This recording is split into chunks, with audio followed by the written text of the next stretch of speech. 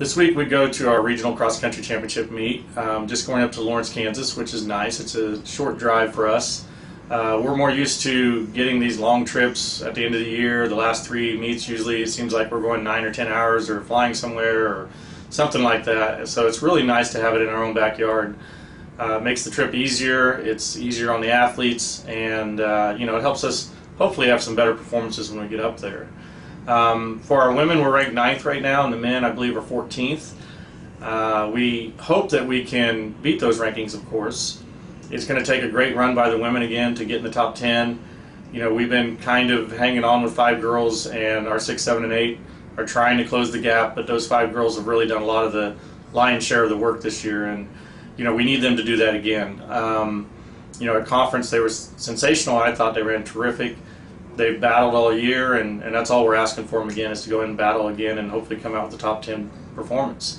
The men's side, they are looking for a little redemption. We felt bad about how the conference meet came out. We didn't run horrible. Excuse me, we didn't run horrible. It's just that the other teams were really strong, and we knew that going in. Can't have any mistakes if you're going to run the conference meet and come out with a victory or even a trophy. And we had a couple. So, we're hoping to have a little redemption, like I said, and go into the regional meet. We'd love to come out as the #1 conference team or, one of the top teams in Kansas, things like that. Love to come out and beat our ranking. Those are the things that we strive for when we go into this meet. And, this is a wonderful men's team. They're very deep in talent. All we need is a couple breakout performances, and I think we could do some great things. In order to qualify for the NCAA championships, we have to be one of the top 2 teams in the men or women's races. There are some at-large berths that go, but it's going to be difficult unless you're one of the top 2 teams. So our region is one of the toughest ones in the nation. It's so deep in talent. You go from Oklahoma State all the way down through the top 14 or 15 teams. It's just really tough. Again, just like the men's example, this is the deepest, strongest men's team I've ever had, and yet we're still ranked 14th. We've been as high as, I think, 10th or 11th since I've been here, and our teams were not as strong as they are right now. So it's a very deep, talented group of runners that we're going to be racing against on both the men and women's side.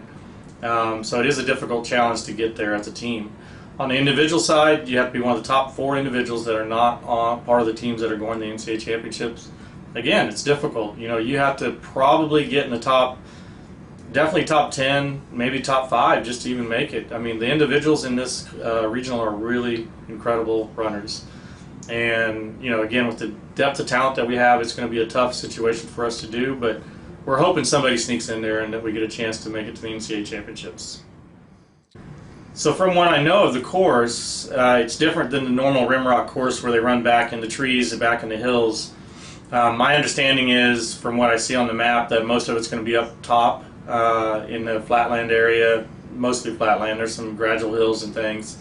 Basically where a lot of the cars park over the years, the parking lot area, and then the last part goes back down into the trees once, which is in this, believe the part of the course that's the least hilliest. But it's going to be challenging, and most of it's going to be because of the number of loops they're running and the fact that they're running against all this great talent. But it's cross country. Wherever they line us up, wherever they run us, there are no excuses.